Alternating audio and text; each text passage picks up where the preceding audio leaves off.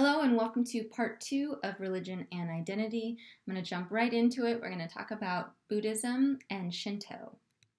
So, major concepts of Buddhism.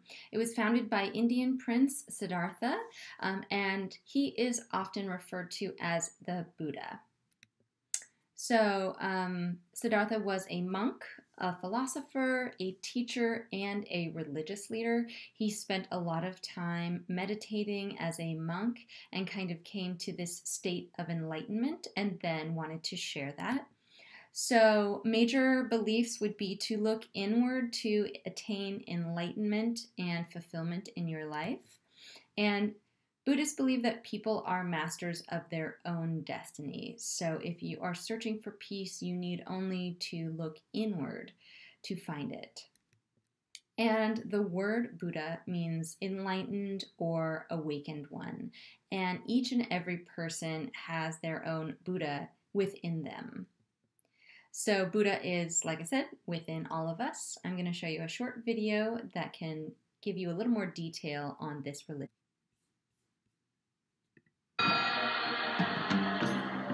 Buddhism is the fourth largest religion in the world, and it is also a transnational religion, meaning that we find Buddhists in every country in the world, and there are a number of countries in the world that are majority Buddhist. Most Buddhists would think of themselves as belonging to one of three schools of Buddhism: Theravada Buddhism, which we find in South and Southeast Asia; Mahayana Buddhism, which we find in East Asia; and Vajrayana Buddhism, which we find in Tibet and Mongolia. Buddhism really starts with the story of Prince Siddhartha, who was born in present-day Nepal 2,500 years ago. When he was born, a great sage came down from the mountain and told his father, the king, that your son will either be a great emperor or a great spiritual teacher. The king was determined that his son would become a great emperor, so he vowed to shield his son from the suffering and misery of the world and kept him inside the palace walls, where he lived a life of luxury and hedonism. But when Prince Siddhartha was 30 years old, he snuck outside the palace walls and saw for the first time human suffering. And he vowed not to return to the palace until he had solved the problem of human suffering. Over the next 6 years, he spent wandering through forests in India, looking for truth, until he finally came across a tree in northern India. And he vowed to sit under that tree in meditation until he became enlightened. 49 days later, he became enlightened, and he was known as the Buddha, which in Sanskrit means the one who has awakened. Buddhism is different than the other major world religious traditions because it is not oriented around God, but oriented around man. And what Buddha taught is that we create our own suffering, and the path out of suffering lies with us. We can alleviate suffering by changing our perception of ourselves and our world. Buddha taught that we suffer because we crave, because we're focused on ego, and because we assume things are permanent when they're actually impermanent. And for Buddha, the way not to suffer is to recognize that everything is impermanent, even ourselves, and to recognize the transitory nature of all things. And once we do that, then we can achieve nirvana.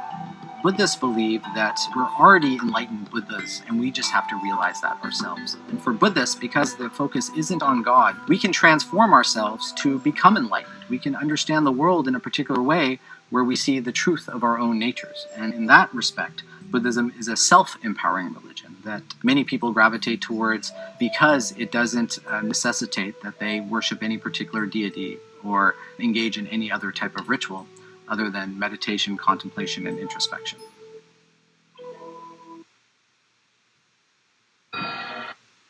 Okay, so now we're going to move on to Shinto.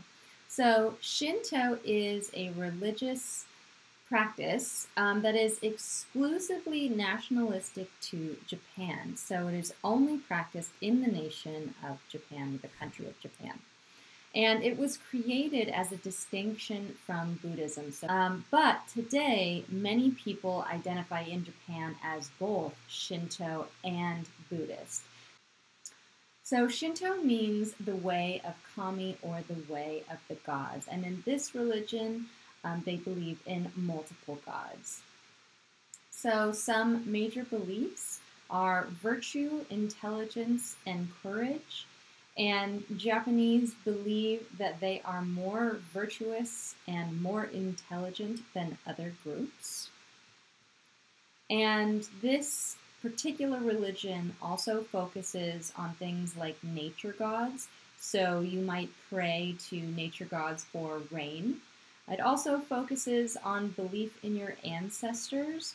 If you've ever seen the movie Mulan, she is asking for guidance from her ancestors who have passed. And so Shinto has this strong belief in your ancestors and that they are around you. Then also there are many rituals. So you might visit a shrine if you have a child, or if you would like to pray for something in particular. And you might also leave trinkets at these Shinto shrines. And so here's a picture here, this red picture of a shrine in Japan. So here's a short video explaining more detail about Shinto. More than 100 people in Tokyo celebrated the new year in a very unusual way by taking an ice-cold bath.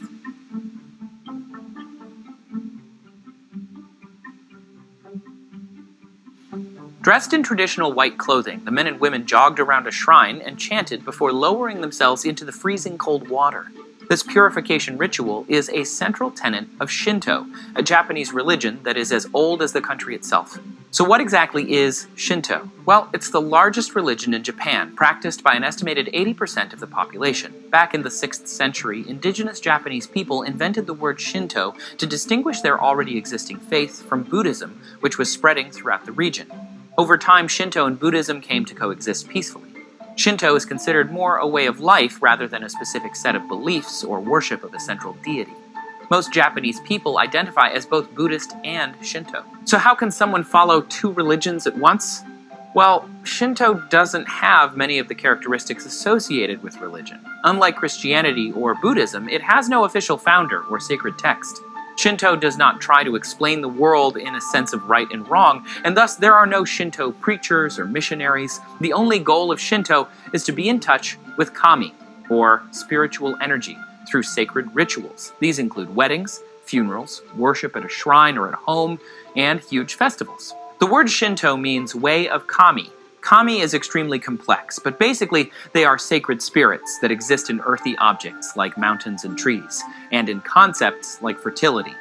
Kami also has an ancestral form as humans become kami after they die. The sun goddess Amaterasu is the most important kami. In Japanese mythology, the royal family is thought to be descended from Amaterasu, beginning with the first emperor, Jimmu. It was thought that prayers and offerings to kami spirits at Shinto shrines and festivals will wash away evil spirits and thus purify a person or object. This process is the lifeblood of the Shinto practice, happening on a daily, weekly, seasonal, lunar, and annual basis. In fact, taking part in ritualistic worship and purification is the entirety of their faith. This has garnered criticism, as some liken Shinto worship to a performance rather than an act of devotion based on values and beliefs. Adherents to Shinto, however, think of rituals as a religious experience, one that binds a community together even more so than shared beliefs. Although Shinto is thousands of years old, it still has an active presence in Japanese life. For instance, new buildings are purified by a Shinto priest, and many Japanese-made cars are blessed during the assembly process. Japan's national sport, sumo, is directly derived from Shinto rituals, and symbols of purity can be found on the ring and on sumo garments. Many Japanese people keep a tiny shrine altar in their home, and local shrines play a huge role in communities, bringing people together for festivals and hosting weddings and funerals. Whether or not they identify as religious, virtually everyone in Japan is, in some sense, a part of Shinto. We can't do episodes like this without our sponsors, and this episode is brought to you by Domain.com. Okay, so that's it for part 2. Go ahead and move on to part 3 of this week's lecture.